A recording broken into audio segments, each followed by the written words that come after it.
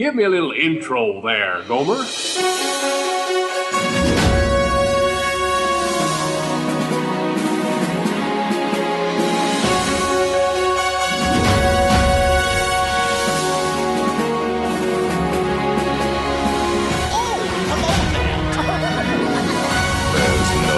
turning back now. Let's put on the show.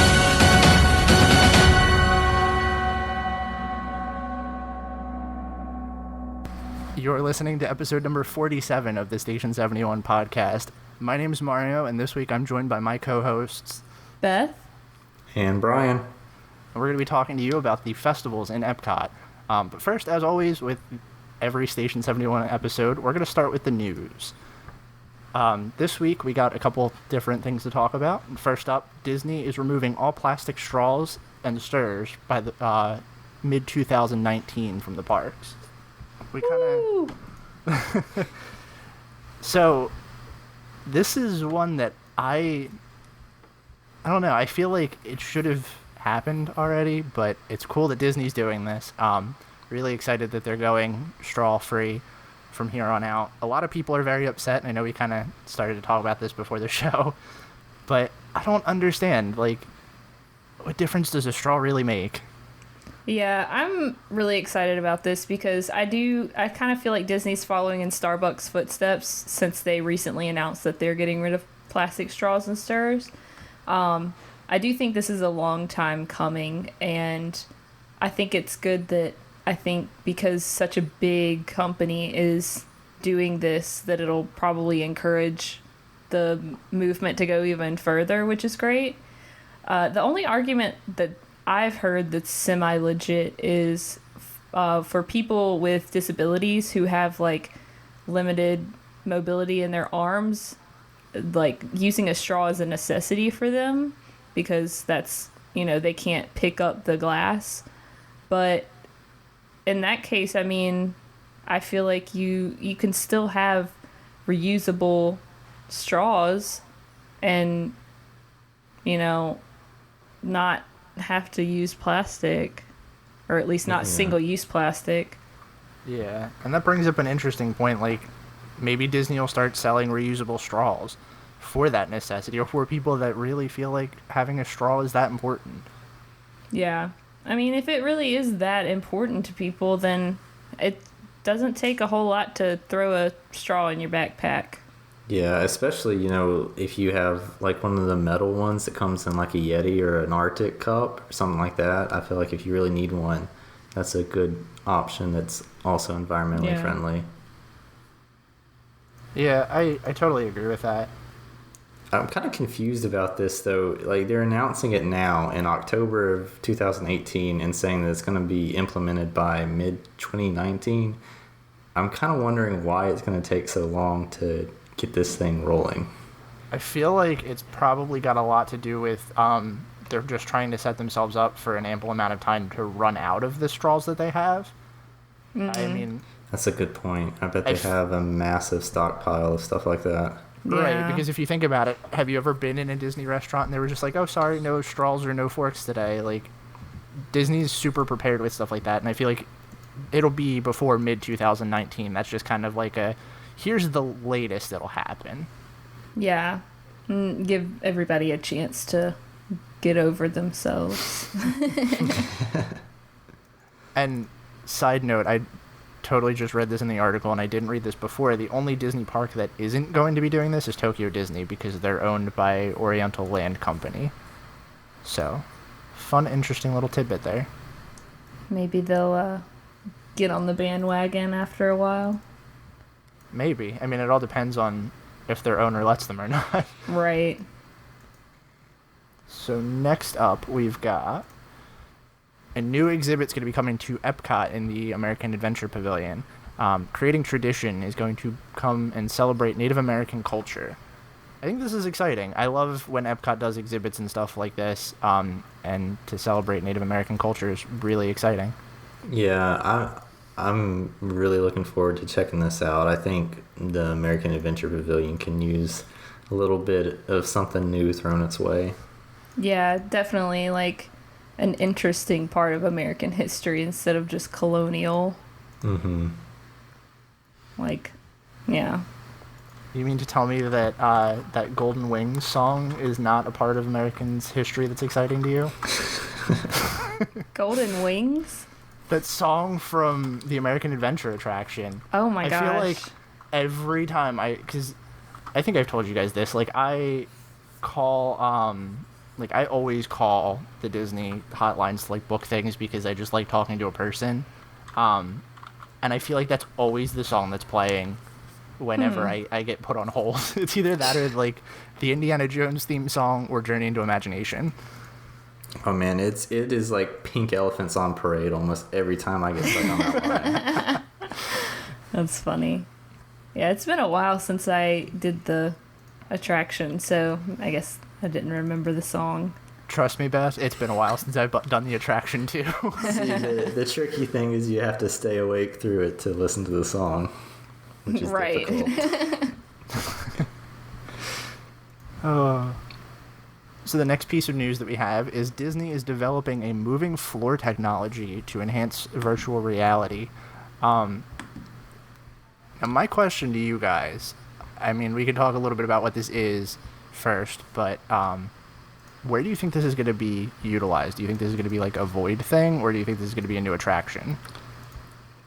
Kind of like what we were talking about, I guess, a few weeks ago with the void at Disney Springs.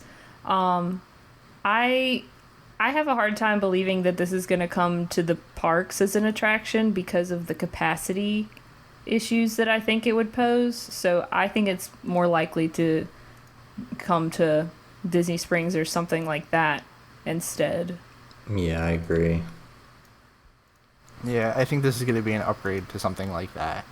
But since this is an audio podcast, and I'm sure most of our listeners don't actually have the news in front of us, they're developing a floor technology that's going to be using vibrations and like a conveyor belt technology to make you really feel like you're immersed in this experience. Mm-hmm. I know Brian's kind of got a better grip on this than I do, so I'll let you explain that one. So people that are familiar with VR technology probably have seen a lot of the what they call omnidirectional treadmills that they have that they develop so that you can basically stand pretty much stationary, walk on this thing, and the treadmill will move in any direction under your feet, so you don't have to be in an enclosed space to do the VR, and you can essentially walk forever in the virtual reality world. So Disney's kind of taking it a step further and adding a couple of like haptic feedback type things on it to make it more realistic. So one of them is, they're doing a vibration technology underneath it that's supposed to kind of, it seems like it's going to change it's going to make it feel like you're walking on different terrains.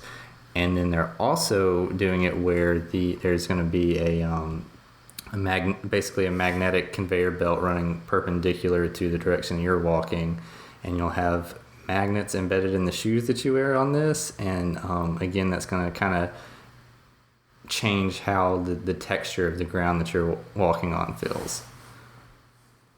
I think it also mentions that with the magnet, it can kind of pull you towards a certain direction.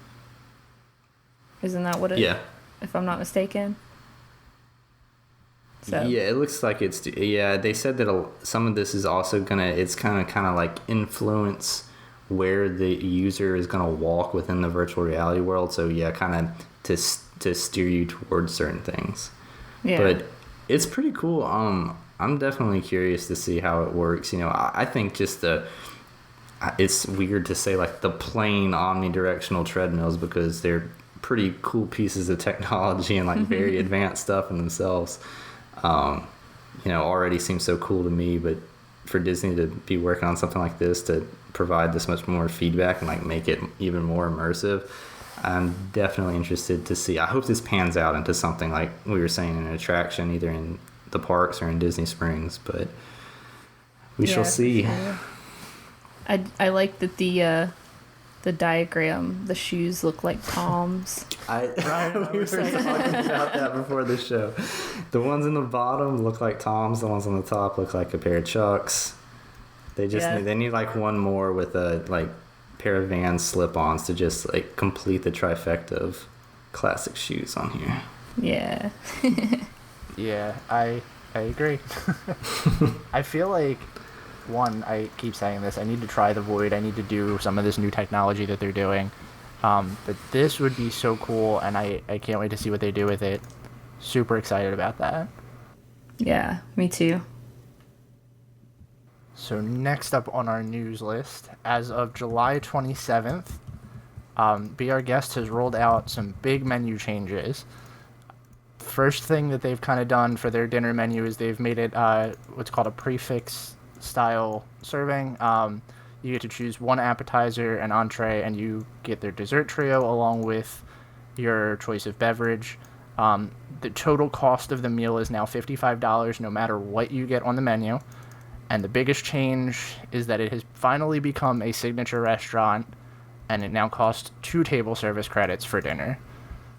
As the only dining person on this show, this is very upsetting.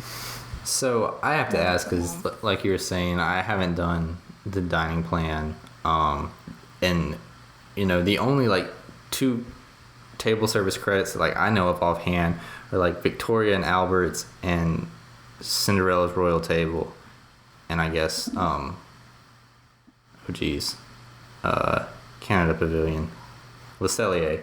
Yeah, so I've never eaten at Be Our Guest at dinner. Obviously there's a new menu, but even before, was like the food up to that standard? Because that seems like a pretty huge jump. So here's the thing, and I'm going to probably end up going on a tirade about this, because I love the dining plan. I think I'm like the only person that truly advocates for the dining plan because it's just convenience, really. Now, the thing of it is there's actually a few places that are 2 table service credits, which you would really be surprised about some of them. I pulled a Beth a while ago and I made a spreadsheet of stuff. So let me pull that up really quick, and I actually have all of the 2 table service credits listed out. But anything that's listed as a signature dining on Disney's website is considered, there is automatically going to cost you 2 table service. Now, I've never done anything that's 2 table service just because it's, like I said, I do it for convenience, not for cost efficiency. I don't think that it really is the most cost effective thing. I think you really do have to eat a lot to get your full cost out of it, and if I'm doing it for convenience, spending 2 table service credits and then having to pay for 2 meals out of pocket is kind of rough for me. Now that said, I loved the food at Be Our Guest when we went. I thought it was probably one of my favorite meals on Disney property. And there's a few things that I'm kind of feeling about this. The first thing that I'm kind of feeling really is that it's a little weird that they kind of shot for $55 per adult when like that was the highest price menu item on their menu before. I mean, I get it because there's a lot of different things now. I like that they kind of let you try the desserts and they give you an appetizer. I think that's really cool.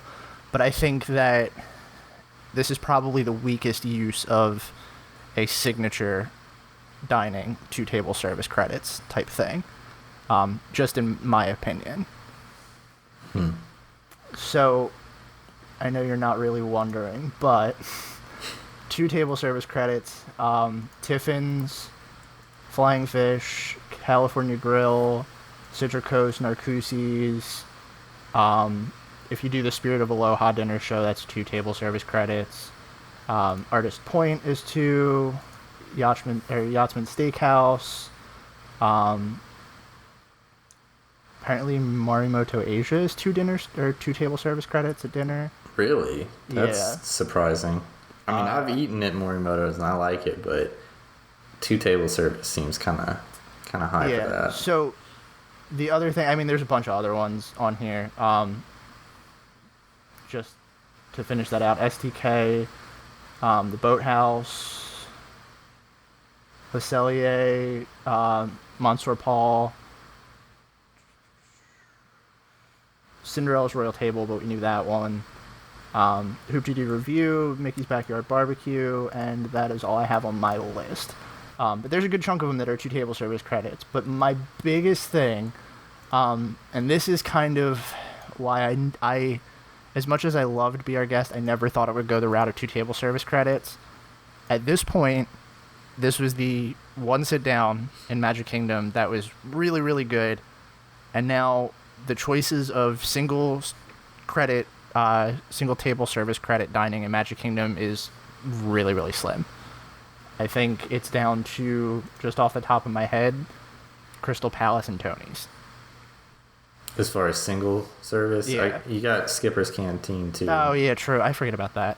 But, like, I guess with Skipper's Canteen, it's a little bit better. Like, that kind of softens the blow a little bit. But... No, but definitely, I mean, the point's still there. Like, there's not good slim food. pickings, yeah. Which I guess is probably why they did it. I don't know. Now, the good, like I said, you get one appetizer, which normally isn't included in the dining plan.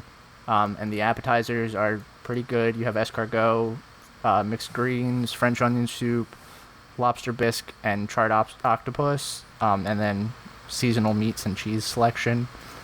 The entrees look okay. It's more of what they had before. You have filet mignon, lamb chops, some kind of seafood, smoked regatta and corn tortellini, chicken, and pork tenderloin. And then the other big change is that you now, instead of getting to choose a dessert, you get the dessert trio, which is an almond macaroon, white chocolate chip cup, which includes the gray stuff, and a dark chocolate truffle. Do you think that this is worth $55? That, I don't know. It seems high for me. Like I said, I've never eaten there at dinner, so it's kind of hard to really say. But just hearing what they're offering, it's really hard for me to pay $55 a meal for anything inside the parks. Like, if I want to go somewhere nice on Disney property, I'm going to a resort or I'm going to Disney Springs. So let me tell you about this, because it is mildly relevant. I was telling you guys before, we're going on our next trip. It's going to be 4 of us. So before we were going, we were trying to figure out where we were going to go, trying to figure out the places that we were going to eat at, and automatically you have to pay for 1 table service because of how the credits roll in. And we were kind of thinking that maybe we were going to pay for one of the cheaper ones, but with this being 2 table service credits now, and some of the people in our party still wanting to go to it, it makes it really tricky, because now we're thinking instead of paying for 1, we might have to pay for 2 because we'll be using 2 table service credits, or we're going to end up paying $220 for 4 of us for dinner before tax and before tip. And I think that's just insane. Yikes. Yeah, that's a hard one to swallow. Right, and that's where I kind of fall with these like signature dinings that end up being 2 table service credits, because it's like you either have to do the 2 table service credits and lose an extra day, and then you pay for 2 meals out of pocket, or you pay for that signature dining outright, and you're still paying the cost of 2 meals, basically. Yeah, this is, I don't know, you know, as someone that doesn't use the dining plan, I mean, it just, it seems kind of crazy to me, you know, that basically you're using 2 credits, so you're basically saying, okay, this is worth twice as much as another, you know, place to go for dinner. And there's plenty of the single credit restaurants that are probably really, really close, you know, in what they offer to that, but you're only having to use 1 of your credits. Yeah, and that's kind of the thing that, like, every time I start to look into planning, it's like, do I really want to do the dining plan again? Because either they're upping the price on it, and I don't mind paying a little bit extra just to have the convenience, but when it becomes that almost every restaurant I want to eat at is 2 table service credits, it's kind of a really hard pill to swallow there. Yeah. So we ready to move on to the next and final one? Yeah. In a news topic that none of us saw coming, the Walt Disney World pet-friendly hotels are becoming a permanent offering. Instead of going away like we had talked about last week, Disney was just planning to change their policy up a little bit, and now they'll be offering pet-friendly hotels year-round. This is interesting. Yeah. I mean, I guess it's successful if they're going to continue it. It's the same resorts that they were taking it away from, too. Yeah. I expected this going in the complete opposite direction. Yeah, definitely. I think that's very interesting. I mean, like, how many people could possibly be utilizing this? See, that's what I don't get. I mean, if you have a service animal, that's a completely different thing. And that, I mean, I assume service animals are able to stay anywhere. But I don't get why you want to bring your dog on a vacation to Disney. Like, I have a dog. I love dogs. Let me preface that. But it just seems like, I don't know, you're having the added responsibility. Yeah, you have the responsibility now of keeping up with your dog. Like, as much as you may think so, your dog's not going on vacation. Like, you're bringing him to a new, strange area and leaving him alone for large amounts of the day, which is not going to be fun for your dog. And then you've got the added issue of, you know, if they're barking and disturbing the other guests. I don't know. Maybe some people are really into having their dogs with them, like, all the time, even on vacation, but I don't understand this. Yeah, I wouldn't want to bring, I don't have a dog, but I wouldn't want to bring my pet in general on a vacation, just based on the fact that the whole point of a vacation is to relax and, like, have fun and do what you want, not work extra to take care of another, like, living thing. Right. It's stuff like this is just so weird to me. Like, I kind of get it, but at the same time, I feel like there's no real big positive to this. Like, not like there's a really big negative to it either, but why would you go to, like, a Walt Disney World resort and bring your pet with you? Like you guys said, it's just like you're taking care of an extra person. Right. That isn't enjoying the vacation. Right. Like, you have to go back to the room to take care of your dog. You have to make sure that everything's okay. And I would feel guilty about leaving a dog in a hotel, especially if, like, it's an unfamiliar environment. They might end up, like, actually doing damage in the hotel. Like, that would be my biggest worry. Right. Like, at best, I feel like your dog doesn't care. You know, it's not going to be a positive experience for your dog. Yeah, I just am not in favor of this policy because it's going to encourage people to bring their pets, and I just don't, like you guys are saying, I don't see any benefit to it. Mm-hmm. Especially, like, the people that are park warriors and they're open to closers. Like, that dog is not getting walked that whole time you're at the park.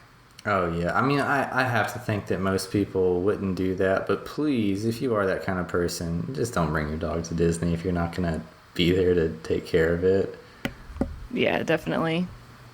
Well, see, like, okay, here's the thing. We almost, when we were planning this next trip, we were really trying to convince my girlfriend's parents to go with us, but their biggest concern was that if they were going to go, they wanted the whole family to go, and they can't take their whole family because they have a dog that has some medical needs that they need to tend to.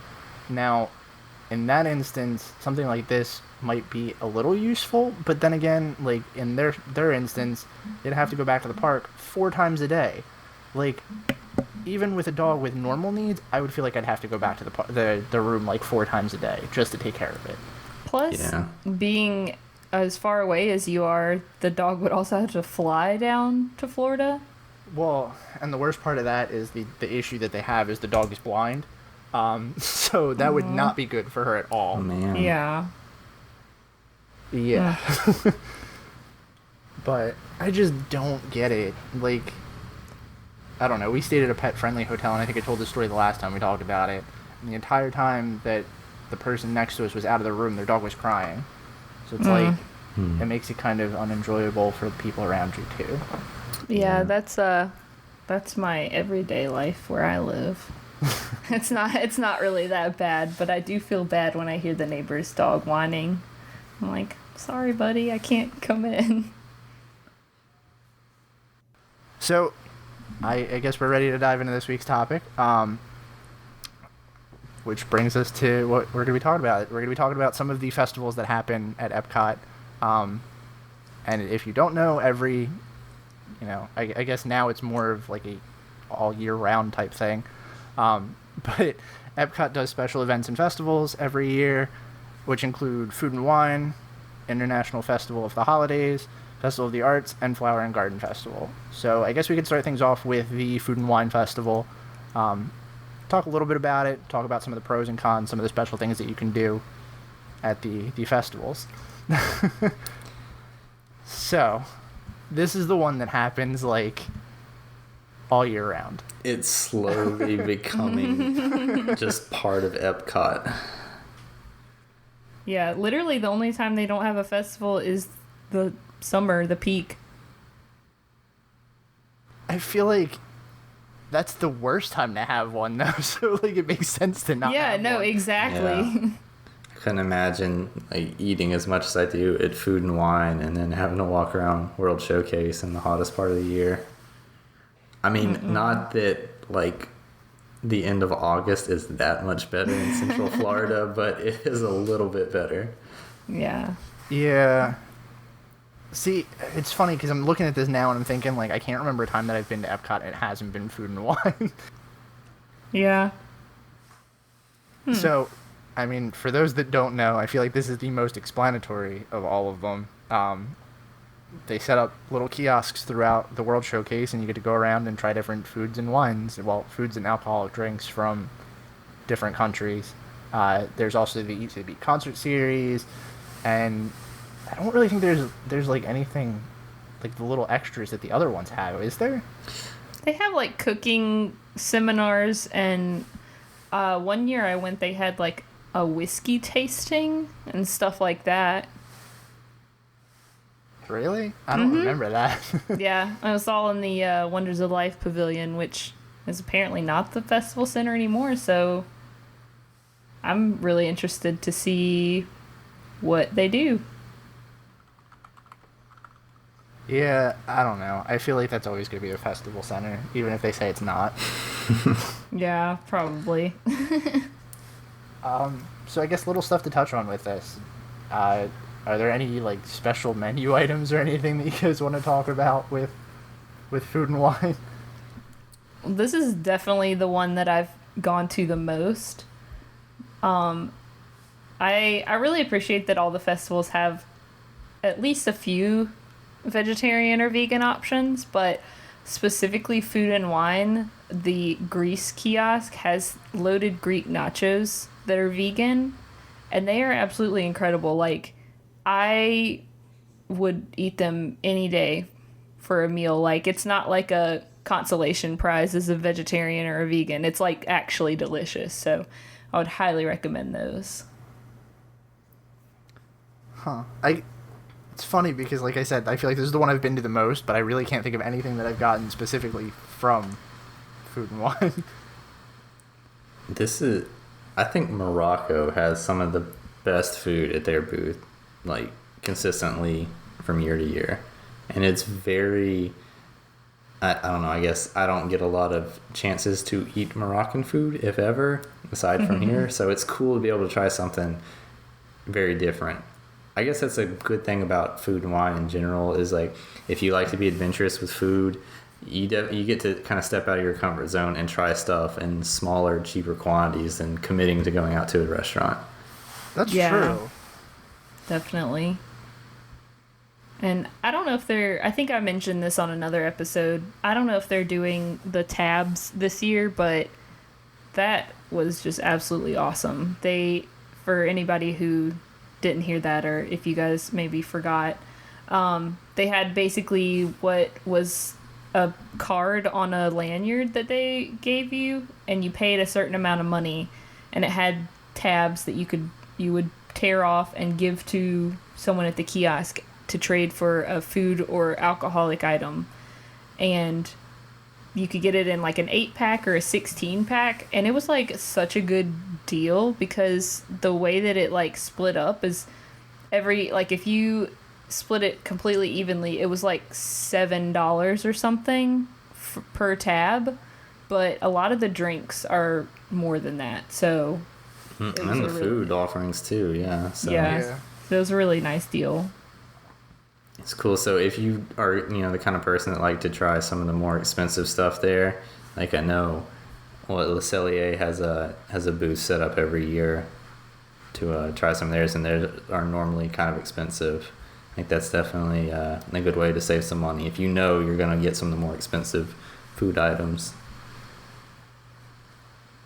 That's a good little tip, too. I didn't even think of that.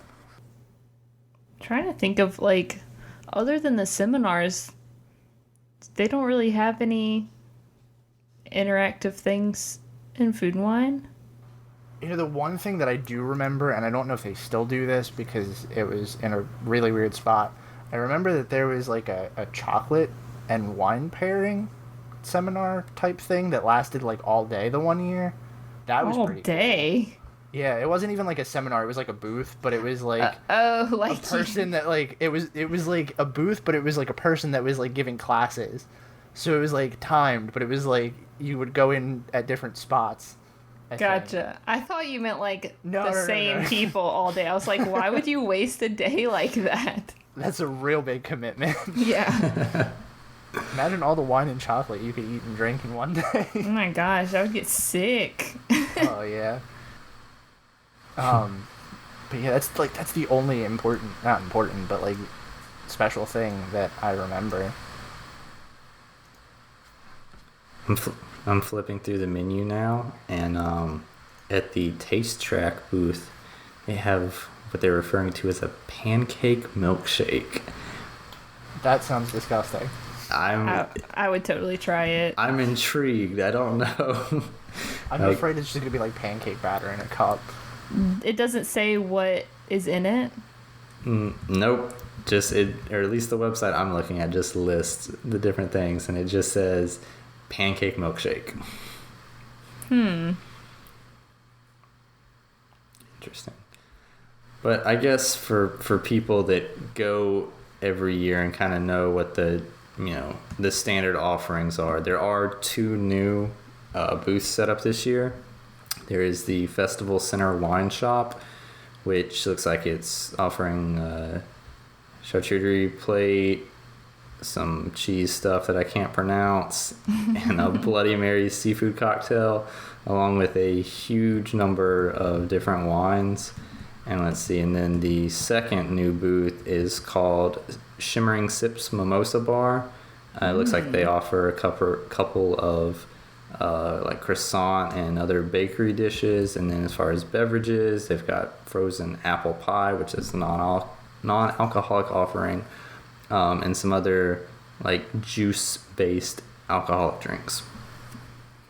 You had me at mimosa. I love me a mimosa. I'm excited about that one. Assuming I make it out to Food and Wine this year. I mean, are you going to Disney at all this year? Well, you see, I'm always teeter-tottering between I have bills that I need to pay off and you only live once. So usually the YOLO wins, so I'll probably end up getting to go to Food and Wine this year. So we also have, I don't know if we mentioned the dates, August 30th through November 2nd. Keeps getting longer and longer. That's just like, that is such a long amount of time. Yeah. Yep. I feel like it has grown pretty significantly in the past at least 5 or 10 years. Well, so throwing it back to when it was just Food and Wine and Flower and Garden, I feel like this was definitely the most popular out of the 2. I think it still is by far. I mean, Flower and Garden has definitely come a long way too. Like, Flower and Garden's not just the topiaries are everywhere and you get to go in a butterfly garden. It's basically Food and Wine 2.0. Yeah. Yeah. What did you say the dates were again? August 30th through November 2nd. Okay. Being the nerd that I am, I want to know how many days it is. Wow, it's actually 64 days, which is less than last year, which was, I believe, 75. So they brought it down a little bit. Huh. Interesting. Oh, I wonder why.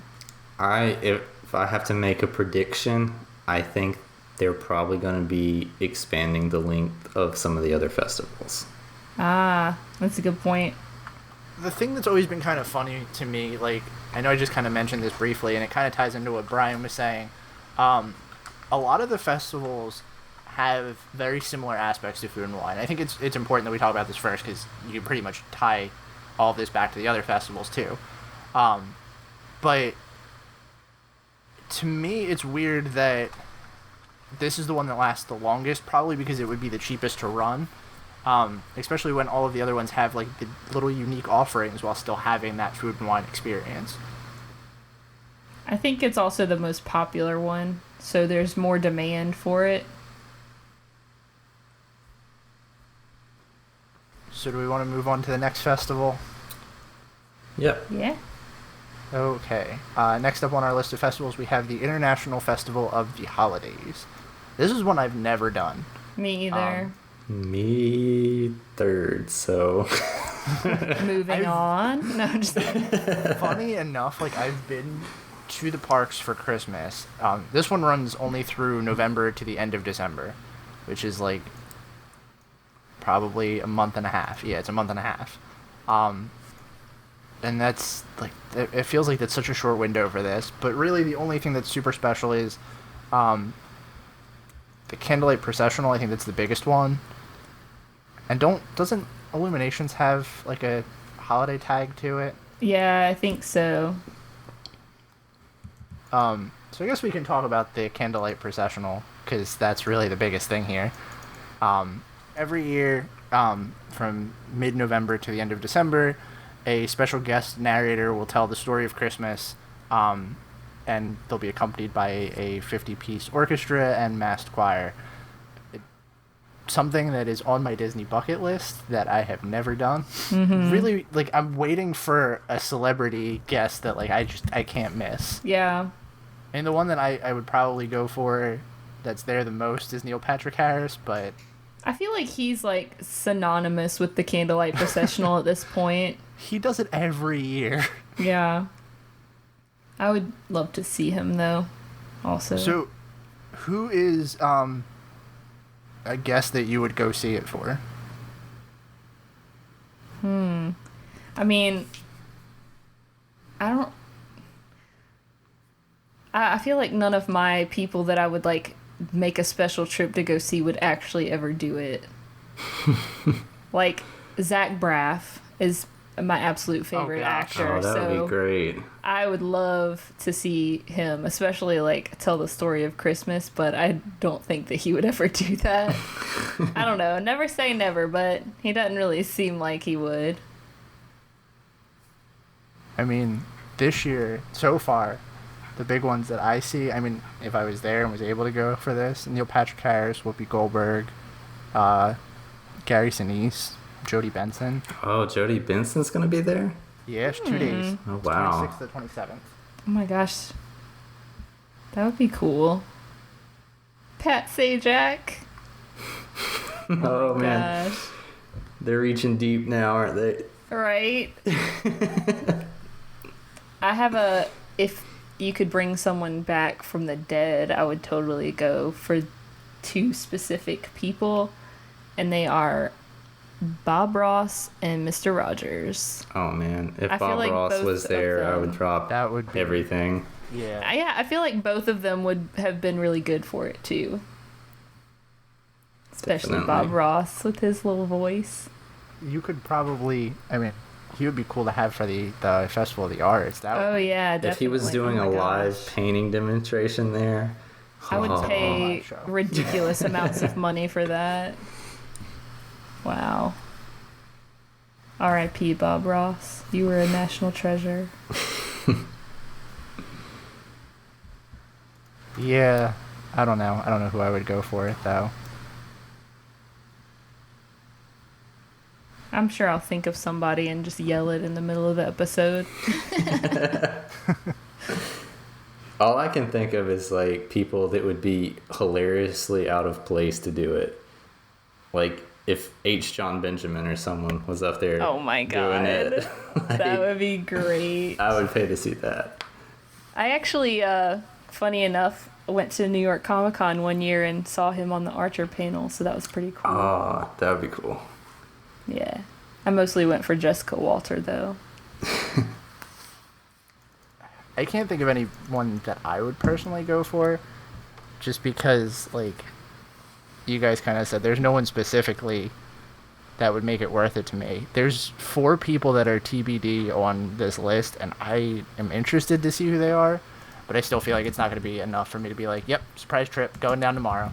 Man, I'm kind of surprised that they wouldn't have, the full lineup set by now. Yeah. Well, this list is from July 6th, so let me see if there's a different one. Nope. The official Disney one still has 4 TBDs on here. Wow.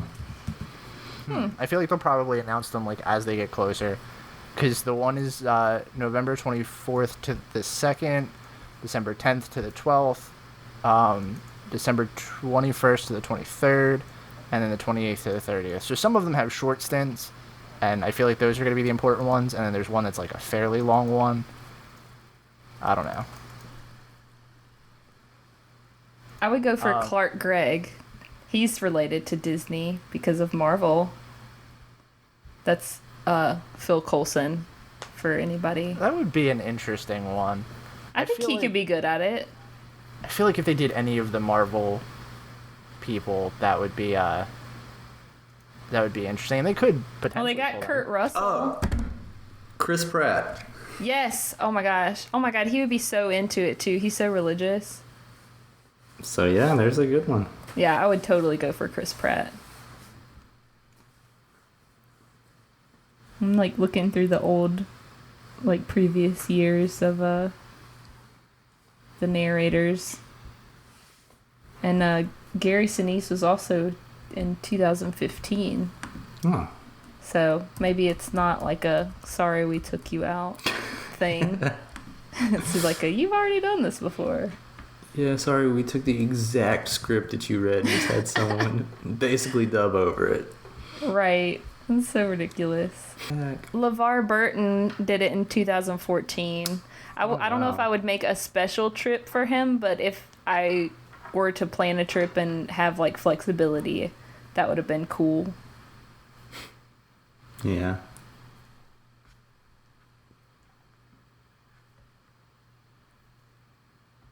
Oh, and Jonathan Groff was in 2014. Wow. That was literally like right after Frozen came out. Right? Didn't Frozen come out in November 2014? Yeah, I think it did. Huh. That's the voice of Kristoff, in case anybody doesn't know. Wait, hold on. No, it came out before that. 2013? I think it came out 2013. Oh, yeah.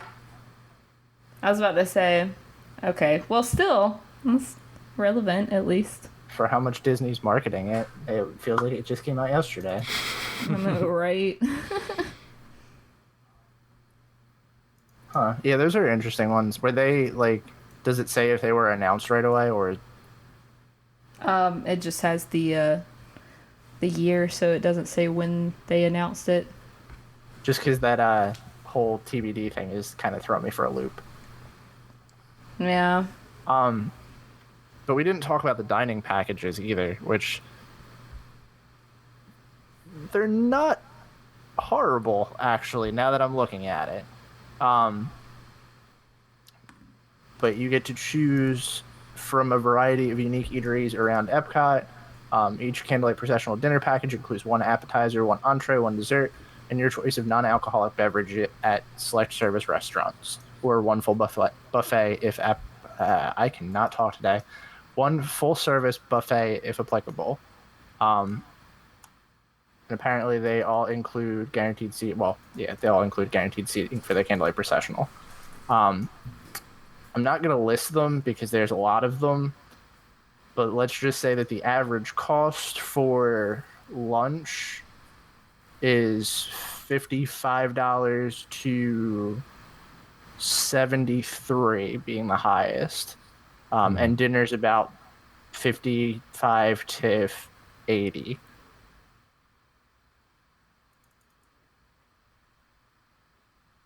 Okay, this is why is breakfast cheaper for adults but more expensive for children, like for lunch and dinner?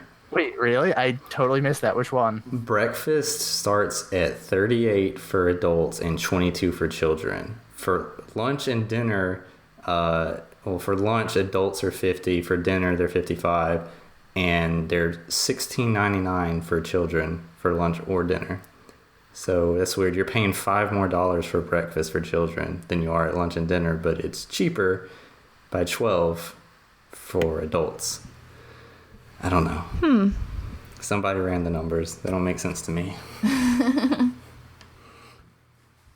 Well, I mean, the thing that's really weird about this for me at the same time is that some of these restaurants, like Coral Reef, it's the same for lunch and dinner for both children and adults. Dang. So I feel like some of these, their menu probably stays the same throughout the day. That might be why, but it's still not bad considering that you get the candlelight processional with it. No, I mean, look at any other like dinner show package things across Disney. Like, this is pretty cheap comparatively. All right, I'm going to throw the jab here. We just talked about how Be Our Guest was $55 for just dinner at Be Our Guest. For $55, you get beer garden and candlelight processional. So... Yeah, that seems like a much better deal. Yeah. And it's $30 for children, whereas the Be Our Guest is $35. If you can't tell, I'm still a little angry about that. I'm just glad I don't have a kid, man. I don't know a kid that could eat $30 worth of food in one sitting. Be yelling at your kids like, you better eat $35 worth. Right, I'll be bringing Ziploc bags at the end of the meal. So do we want to talk about the next one? I think this is probably a favorite across the board for us, right? Yeah, this is a really cool one. Festival of the Arts. I think this is the one that has the most unique offerings, too. For sure. Oh, yeah, definitely. And it's the newest, which is really surprising. Yep. Did it really start in 2017? I feel like it was before that. This year was No. only the second one. Really? Yes. Wow. I literally heard about, like, when I heard about this, I was like, wow, like a festival that I could go to the, like, absolute first time. No. I drove down on a Friday, went all day Saturday, and drove back on a Sunday. It's crazy. I remember when they were doing this, and it was the first one. Like, it's just so weird that you could say we were at the first Festival of the Arts. Yeah. I Yeah. got the Tervis tumbler and everything. But I think this is the coolest considering what they offer. So they have live art demonstrations, which some of them are just like incredible. Booths set up for artists to sell their work, different PhotoPass stuff, but I think that's also standard for a lot of the other ones. And then the Disney on Broadway concert series, as I kind of just hit all of those things on the show notes. But there's a bunch of other stuff too, like the mural paintings and like different demonstrations. There's just so much to really go over with this one, I think. Yeah, and while I do think that they have similar offerings in some regard, I do think that the PhotoPass opportunity is definitely the coolest one, or are the coolest ones, because they have these iconic paintings, and you get to literally step inside and look like you're in the frame, which I think is super cool and, like, I don't know, great little souvenir photo. Yeah. I really love the live art demonstrations. It's cool just to see people work because, you know, even getting to look at all the art, it's really cool to see somebody actually make it there in real time and see, you know, how quickly some of these people are able to do it. Like, obviously extremely talented artists. Yeah, and I love, even if I'm not planning on buying anything, I love just going around to the booths and looking at their work. And some of them have, like, such cool, unique styles, or really cool, like, unique, I guess, choices of, like, things you can buy. Like, one year I got these earrings that were made out of like coffee beans or something. I think it was at Festival of the Arts, not Flower and Garden. They do that. Actually, they might be at both festivals, but I know the booth you're talking about. Yeah, and it was really cool. They had like jewelry made from different things like coffee beans and seeds and nuts and stuff. It was really neat. I think that's the coolest thing is that there's a lot of uniqueness to this festival. And even like down to the desserts, they're kind of in their own way art forms. Absolutely. I feel bad eating the food. It's so pretty. Apparently there's also like not just the Disney on Broadway, there's a bunch of like community art showcasing and stuff, concert series type things. They also have seminars at this one where they bring in artists, and you can, some of them I think you actually like paint with them or whatever, and some of them it's just like a class type of thing. Like I know there were photography ones with like master photographers. I've never taken any of them, but they've all sounded really cool. Yeah, I don't think, like, the one thing I remember doing was the mural, and I also remember going into Wonders of Life, and there was, like, a cooking show going on, but I don't remember stopping at that because, I mean, you can catch that at Food and Wine. But, like, there's so many different things. I think this is the one that if someone was like, hey, which festival should I go to at Epcot, this is going to be the one that I would recommend. Which, yeah, I agree, but it's funny because I think it's the one that Disney pushes the least. Yeah, I think you're right about that. Oh, just give it time. Oh, yeah. I mean, I like it now. I do hope it kind of grows a little bit because it is overshadowed by Flower and Garden and Food and Wine. And I think it's got a lot of potential to add, more stuff to it. But even with, I would say it's got a more limited offering, but it has a lot more cool interactive stuff to do while you're there. Yeah, definitely. I think it's cool to have, like, here's something that I made or something that someone else made while I watched as a souvenir than remembering all the food and drinks you drank and ate. Right, and like how they have a lot of the meet and greets with the artists at their booth. Like, it's more of, at Food and Wine or even Flower and Garden, it's like you're going to the festival, and Festival of the Arts is almost like you're kind of a part of the festival itself because you get to do so much stuff with the people there. Like Mario was saying, when you're painting the mural and even getting to, do a lot of the workshop things that they have there. Yeah, that's a really good point. Yeah, I love this one. And I think in a couple of years, like you said, give it time and it'll be full swing. It'll be the head of the festivals. Now, I hope this doesn't kind of turn into how Flower and Garden is like when they say, oh, we're going to expand on it. And it's like, let's make it more like Food and Wine. Like, I hope that Festival of the Arts kind of retains its unique characteristics that sets it apart from the other festivals. Yeah, definitely expanding like the interactivity rather than the things you can buy would be cool. Speaking of the things you can buy, this is always the like, all right, we're going to Festival of the Arts. Let's not make any dumb financial decisions here because I always want to buy the art that's there and put it in my house, but a lot of it is ridiculously expensive. Oh, yeah. I totally agree. This is kind of a, hey, let's leave the wallet in the car type thing. I mean, the nice thing is you can go look at it, and there's a lot of cool stuff to look at, but that's pretty much it. Yeah. So do we want to talk about the last one? Which is the second biggest? We've got Flower and Garden.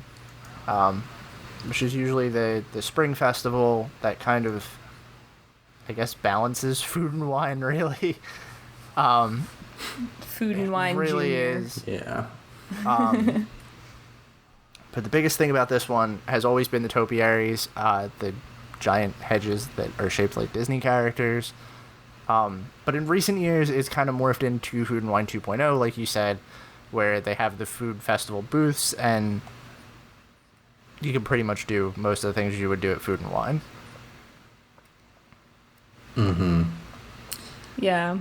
I do like this one, though, because it definitely has a different vibe than Food and Wine because of the topiaries and all of the bright, like, floral displays and stuff like that, which is really cool.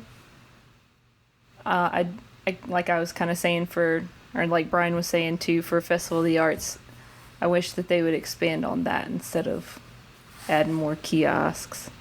Mm-hmm. Now, I kind of see where Disney's coming from, though, because, you know, I'm not sure how much more different type of stuff you can add. I mean, obviously you can add more plants and everything, but as far as something like how do you add an interactive activity with plants, you know, for the most part. But I like Flower and Garden a lot because it is like Food and Wine, but there's an extra, you know, kind of layer thrown in there.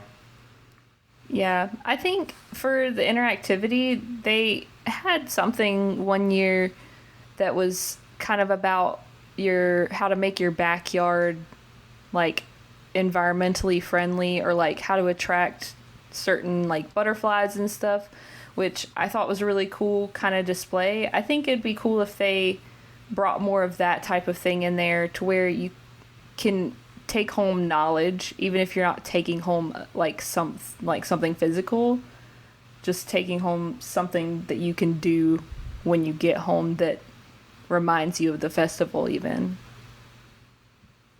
That's cool. I didn't check that out last time I was there. Yeah, I think it was really just like a walk-through thing where they had like a little fake chicken coop and stuff like that, and talked about composting and stuff like that. So obviously, me being the conservation nerd that I am, I was super into it. So I think that it could be a good opportunity to bring more conservation into the parks, you know, aside from Animal Kingdom.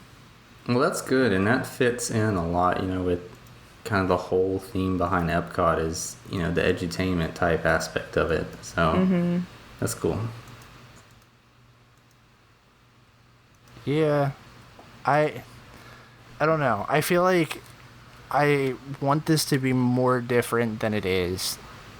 Like, it is a little bit more on the edutainment side than I guess Food and Wine is, but I don't know. To me, it just all blends together.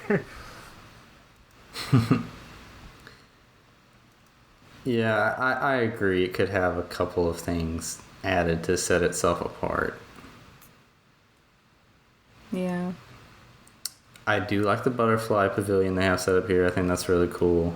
And the free applesauce. Free applesauce. Oh yeah. I gotta say, I don't really care neither here nor there about applesauce, but that ice cold applesauce walking into that butterfly pavilion on a hot day is good. They definitely have like the climate set up, like the combination of climate and food is spot on there.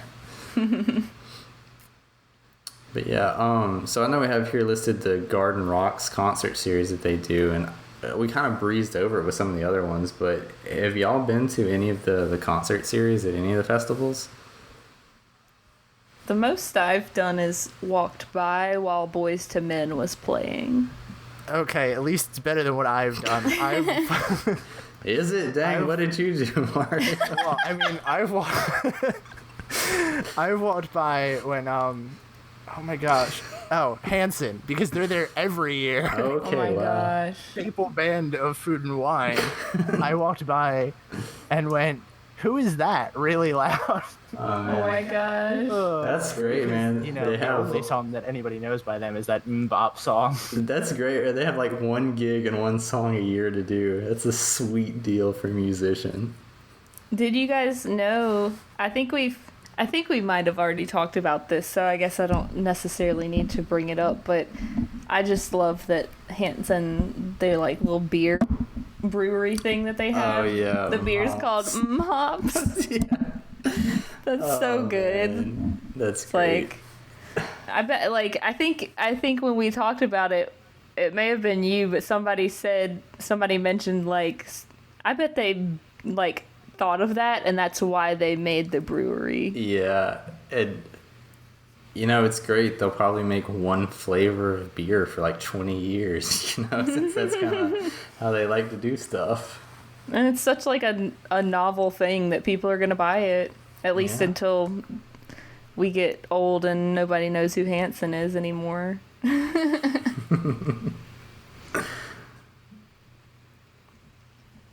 I do have to say, though, as a side note about the applesauce, that's really good advertising. Like, me personally, I don't care about applesauce, so I wouldn't actually buy the product, but I had never even heard of it until then, and now I'm just, like, looking forward to it. Yeah. There's stuff like that they market towards kids, and I wish they would just do, like, the same thing in, like, adult-size servings. Yeah. I was just talking with someone at work about this the other day, like Capri Suns. Like, they need to make adult-sized Capri Suns. I know. That would be so good instead of, like, having 3 sips. I know. Like, I like tasty, sugary, fake fruit juices, too. Like, I guess the whole point, like, the whole shtick of Capri Sun is to be in the pouch, but they could make a bigger pouch. Or they could just put it in, like, a bottle, Bottled Capri Sun. Yeah. And I know that they can make it in a bigger pouch because they have those, like wine cooler type of things at Walmart that are adult sized, that are in pouches. They could just put Capri Sun instead. Yeah. Or they could put Capri Sun and add alcohol. And then it would... You're on to something now. Oh, man. I need to get cracking on this. Did you have anything that you wanted to talk about with the concert series? I know you were the one that brought it up, Brian. I'm sorry. Oh, no. I was just curious. There have just been a couple of ones that I'd wanted to see over the years, but kind of missed for various reasons. So I was just wondering how y'all felt about them. But I'm kind of curious as to who they might be. As to who you wanted to see. Oh, I know one of the big ones that I wanted to see was Postmodern Jukebox. I don't know if you guys listen to them, but it's a YouTube channel that basically covers like modern day pop songs and more classical styles of music. So it's a very interesting like take on it. And I know they were there last year, and unfortunately I was out of town while they were there, but I had fully intended on seeing them. So.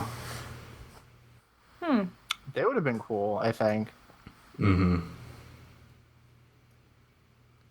Yeah, I can't think of any artists that, like, kind of like we were saying with the Candlelight Processional, anyone that I would specifically go.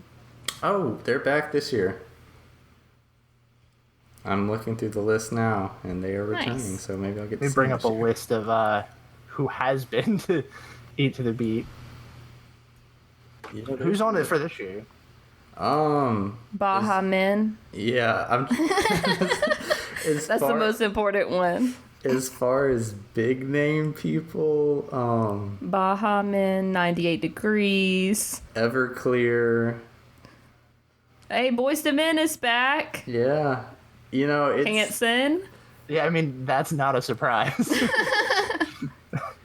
I mean, it's cool. I kind of feel like a lot of these are like, kind of artists and bands that have, how do I put this delicately, outlived. They're out of their prime. Yeah, like they're not in the best part of their careers. But it is kind of cool though to get a chance to see maybe old bands that you wouldn't necessarily go to one of their concerts, but you're like, oh hey, I'm going to this festival and I get to see a band that I like or used to like too. So I just want to point out that, to my knowledge, Backstreet Boys have never been at one of these, or at least not in recent years, and it's because they're still awesome and still actually have real life tours. I was kind of wondering where you were going to go with that.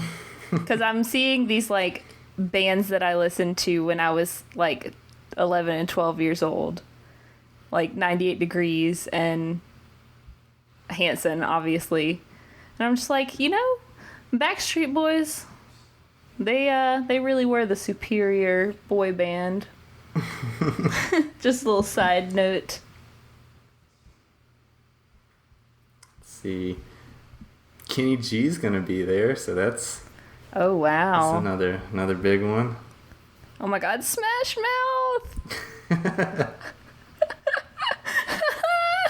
I think it's kind of funny that when they list the artists for, like, Eat to the Beat and everything, they have to list the song that made them popular. Like, have you guys noticed that?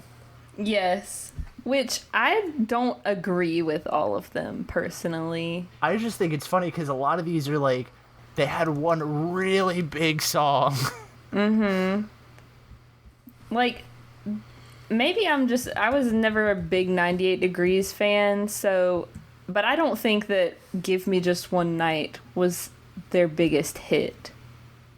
But maybe it was, who knows. I definitely don't think that Taylor Dayne, Prove Your Love, because I don't know if you guys know who Taylor Dayne is. The only reason I even know who Taylor Dayne is because she played a concert in Myrtle Beach a few months ago, and I happened to be in the location. It was like a free festival thing, and she sang that song, Tell It to My Heart.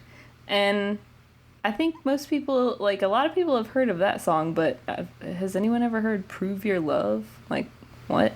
Mm-mm. Yeah.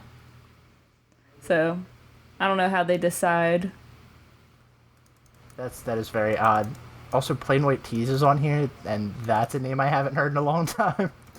I think they've been there for the past few years, if I'm not mistaken. This definitely isn't their first. Oh, yeah. I'm looking at a different list than y'all, though. Like, what is... Are they... Have Hey There, Delilah, I'm assuming, for their big hit song? Okay. Yeah, but, I mean, they've had a lot more hits than that. Yeah. I don't know. I feel like this is one that I'm never going to make a point to actually stop at. Yeah, not until they get an artist that I really like as an adult instead of a kid. So, is there anything you guys want to touch on before we tie up the discussion on festivals this week? So I just want to put in a plug for the Tea Garden tour at Flower and Garden. It is, I think, relatively underused. So basically all you have to do is go to the tea shop of the UK Pavilion and sign up for one of several time slots. And they take you around and tell you the history of tea and really cool fun facts, and then you get to do a tasting at the end, and it's free. And I love tea and I love learning things, so if you like either of those, you should give it a shot. I always want to do that, but I never find time to. I think that if I'm there anytime in the near future, that's going to be one that I have to do. That's cool. Yeah. I didn't even know about this. Yeah, and it's the tour guide is British, obviously, so you get to hear a British accent for like half an hour, which is great. So with that, I guess we can transition into the final segment of the show now, our listener correspondence section. We have two emails that we kind of wanted to read, and as always, we're going to paraphrase some of the longer bits. But we had a response from one of our listeners, Victoria, to our Save and Splurge episode, which, by the way, I've heard a lot of really good things about. Super happy about that. I love when people say that we help them out. But she wanted to reach out to us and tell us that she felt that Park Hopper and Park Hopper Plus is something that you can definitely save on.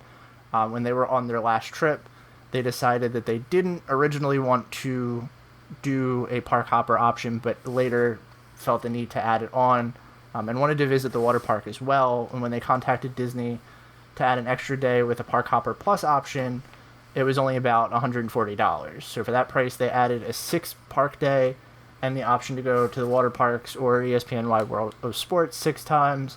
And then her other tip was that if you don't have the Disney Chase Visa credit card to get discounts, having a Chase debit card with 101 Dalmatians design on it.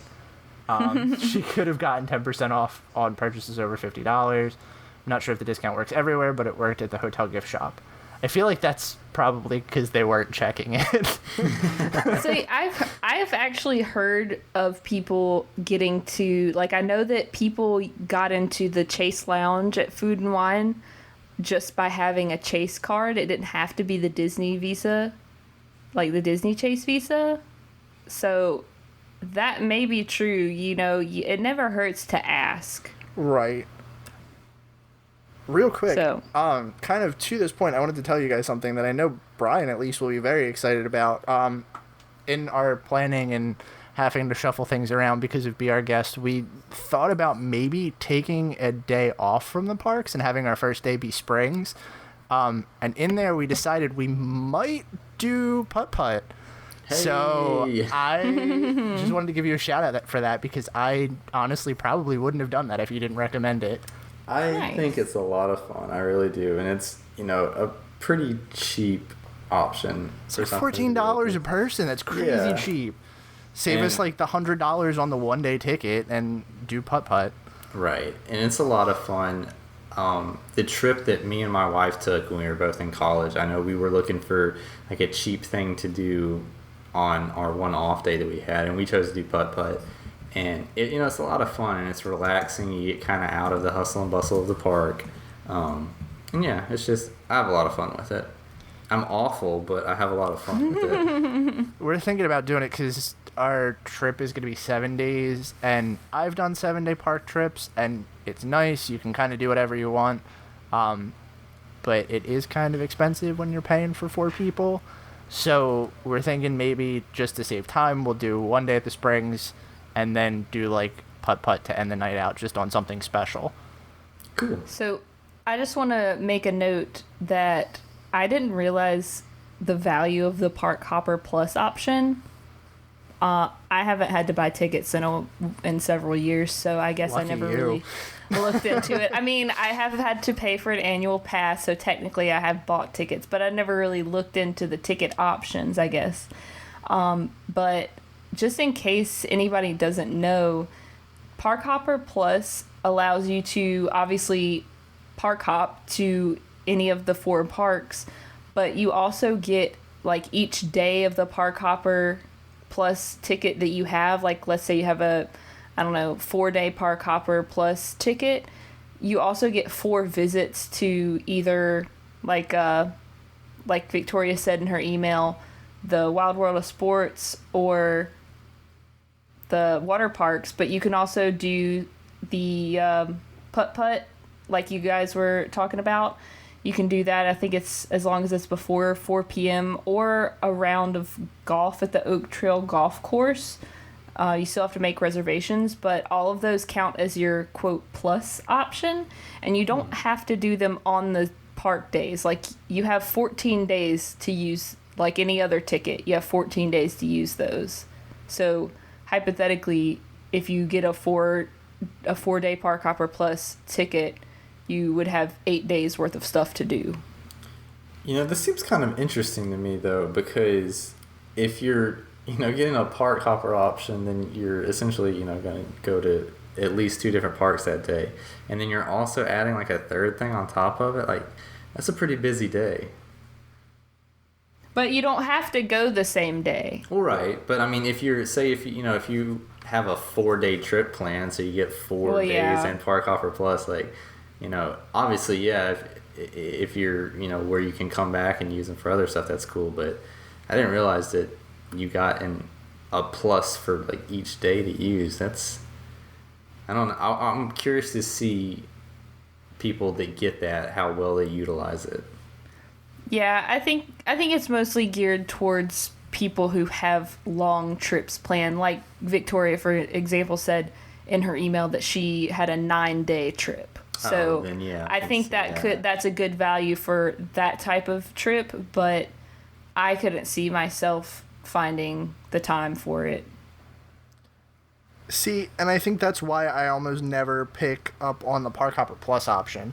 Like, it's definitely something I want to do. Like, I want to go to the water parks and everything, but I feel like if I'm going to do that, I'm just going to not buy a park ticket that day and just buy a water park ticket. Right, because I mean, for the water parks, it's worth it, but if you go and just use it at mini golf, you know, you're not really getting the value out of the extra that you paid for the plus. True. Yeah, I don't know. And then the next one that we had, I guess if we're all done touching on that one, was from one of our listeners, Drew. He asked 2 questions. He wanted to know if we've stayed at Art of Animation, and if we liked it, disliked it, really wants to stay in the Little Mermaid room with his wife and daughter. I personally have not. I have not. It's the one value I haven't stayed at. Yeah.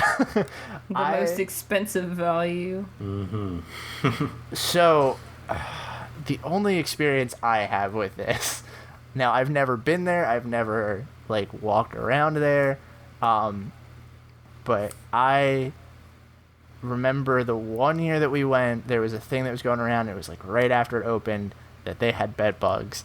And that has been enough for me to not stay there.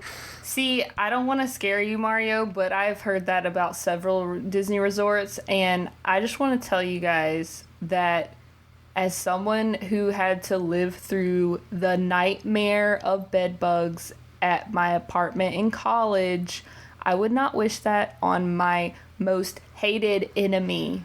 I've heard that too, but like whenever we go, we always check. Yes. And so we had a friend that stayed. Sorry to cut you off. No, you're fine. We had a friend that stayed that same year, and they had checked, and everything was fine. But they came home and they brought bed bugs home with them. Oh, so God, I'm getting PTSD. From that's this. why I'm like, I don't think I could do it. Like we've knock wood, lucked out every time we've stayed. I do have to say though, I have read pretty extensive stories about people who have experienced bed bugs at Disney resorts, and first thing I want to say is that it has nothing to do with like how clean you are or how clean your room is. It has 100% to do with just people accidentally brought them and they got left behind. Like these things. You say that like you'd want to bring them home. No. Oh my gosh, you guys, I am not gonna go off on like a rant about bed bugs because I could literally talk about it forever. How I would like, you guys know how into conservation I am, but that is a species that I would be 100% okay with going extinct. Like, it was the worst experience of my entire life, I swear. Well, that. Anyway, if it makes you feel any better, I've read stories about people who have dealt with bed bugs at Disney resorts, and not only do they take all of your belongings and they clean them and make sure that they're completely rid of bed bugs before they give them back, and they clean the room really well, and they have some, I don't know, special procedure, like, I don't know, pest control type of thing that they do. They also usually comp your entire stay and give you free clothes to wear. So I would almost say that it's worth it. If I hadn't personally experienced the terror of bed bugs, I might have. I'm gonna bring some bed bugs next time I go to Disney. Get that free stay. Oh my gosh. Yeah, no. Yeah. Sorry to get so, I don't know, fired up about that, but yeah, it's a topic that is near and dear to my heart. Yeah, Drew's really looking forward to his stay at Art of Animation. Oh now. Well, okay, so let's talk positives then. One of the coolest things that Art of Animation has, and Brian and I talked about this on our resort show, the underwater pool with the sound effects. I think that's got to be the coolest like value pool that you could possibly get. Mm-hmm. Yeah. Yeah. That sounds really cool.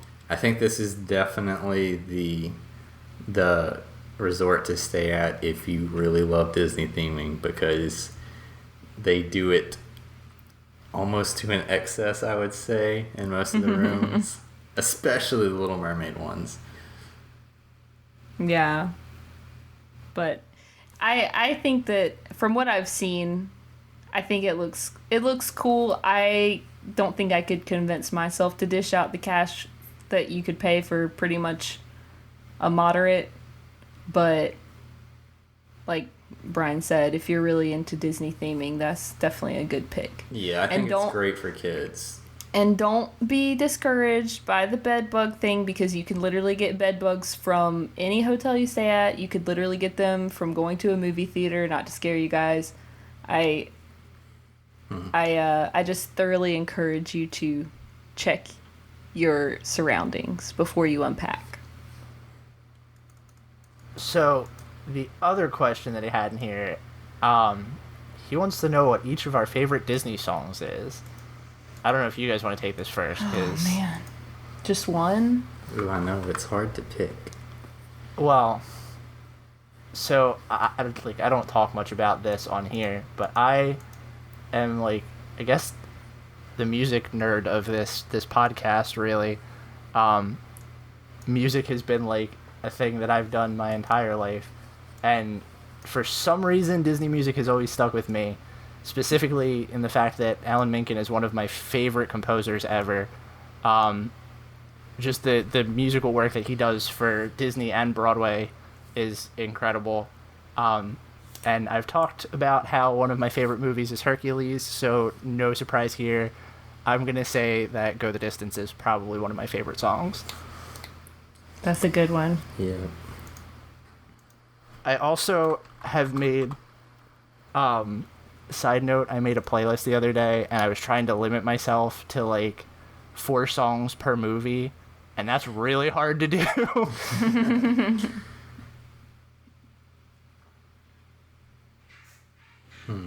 I feel like if you broke it down into categories, this would be a lot easier. Like, what's your favorite villain song, and what's your favorite love song? Okay, let's do that then.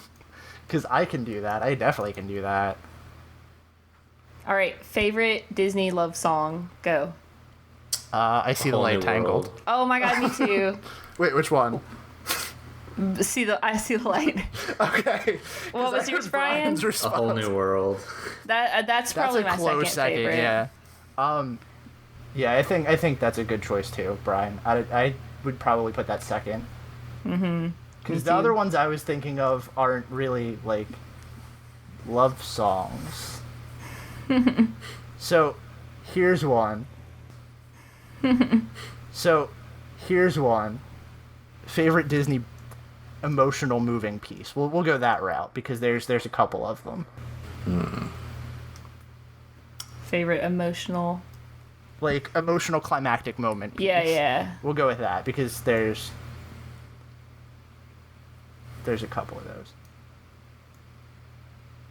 I would probably say the I Am Moana Oh, That's good. song. Yeah. I think it's actually called I Am Moana, if I'm not mistaken, but... Can I go... Because I had one, but can I go a different route and say Disney Broadway? Hey man, this is your show, man. You make the rules. Because I'm going to say, and I have this weird obsession with this musical, I'm going to say Santa Fe from Newsies. Because the soundtrack from Newsies is really good, if you haven't had a chance to listen to it. I have the recording, the live recording downloaded, but I haven't finished it yet. If you haven't watched it, it's on Netflix. So do that. Yeah. But yeah.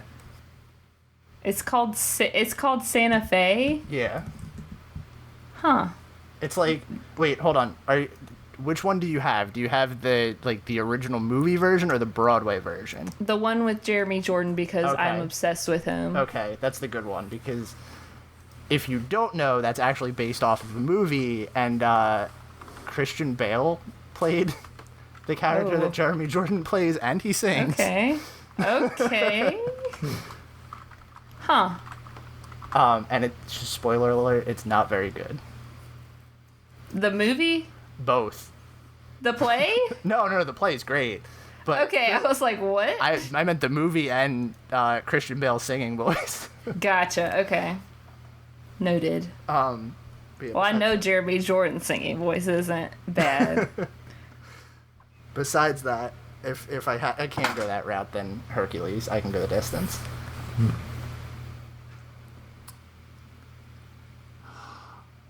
I'm thinking I might get made fun of this, but I really like Part of Your World.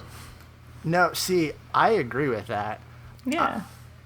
It might be one of my favorite Disney songs of all time, to be honest. I think it fits perfectly in the movie. And I think it's a really good song. Yeah. I want you to know that I was talking about that playlist that I made earlier of like songs that Alan Menken has wrote and helped out with for a lot of things, and that is the first song on my playlist. So Really? no, Okay. You're 100% right. That is probably one of the best Disney songs. Good. I'm glad I'm not alone in that opinion. You know, the other one that this is like total undercut Disney song. I like, not undercut, but the reprise of Belle from Beauty and the Beast. That part where it gets up to where she gets to the I Want Adventure in the Great Wide Somewhere part. That is like one of my favorite like musical moments in any Disney movie. Yeah, that's a good one. We could do a whole like Disney movie. We really should do Yeah. an entire. I could definitely do it. All right, let's do that. Let's cut that off here, and we'll do Disney music superlatives or something. But Nice. Cool. So, do you guys have anything you want to talk about before we tie the show up this week? I know we talked about this privately, but I just want to give a shout out to our listener Emma from New Zealand, who sent us a really, really nice email that made me feel really good. So I'm not gonna read it because I think it's a little personal, but I just want her to know how much we appreciate it. Yeah, that was.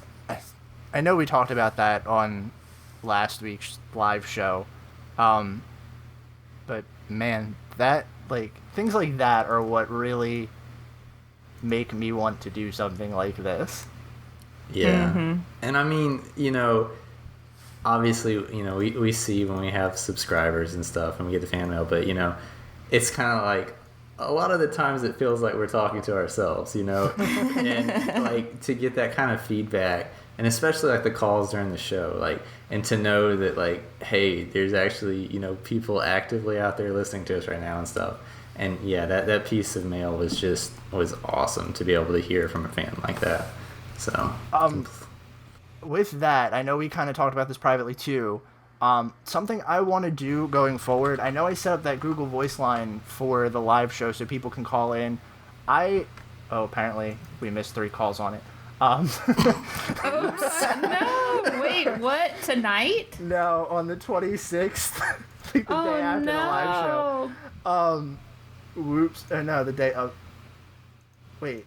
No, okay, we didn't miss calls. That was on me testing it. oh, I was about to feel really bad. I was like, how did it not ring in? So, yeah, I know we talked about how I set this, the Google Voice thing up for the live show, but I only recently found out that I can actually use this as a phone number, and since it's not set up to anyone's phone, I want to make it a point to have it set up so that people can call in on. So I'm going to set up a voicemail line this week. Once the show is up, it should be all set and ready to go. And as you kind of listen to the episodes, if there's anything you want to talk about and you want to like actually send us a voicemail, that would be awesome. And I'm more than willing to play them on the show, and then we can kind of discuss them after that. So again, if you didn't have the number from the live show, it's 561-899-6441. It's a Google Voice number. I'm going to set up a voicemail on it, and we'll have something on there so that you can leave a message, and we'll play it back on the show. Yeah, do it. Awesome. You just got to make sure that I set it so that it doesn't ring to anybody's phone. The last thing I want to do is have it like set up to Brian's phone or something, and he's getting calls at work from people. Yeah, I've been getting a large amount of telemarketing calls from me. Me too. So if if that does happen and I answer the phone really angry, like, please forgive me. Then that's going to do it for us this week. Thanks for joining us again on another episode of the Station 71 podcast. If you like what you heard, be sure to subscribe to us on iTunes or wherever you get your podcasts from. And while you're there, leave us a review as well. We'd be happy to read it on the next episode. If you want to get in touch with us, you can find us on Facebook at facebook.com/Station71pod. We're on Twitter at Station71pod and Instagram at Station71podcast. If you want to send us a listener email, you can send an email to station71podcast@gmail.com.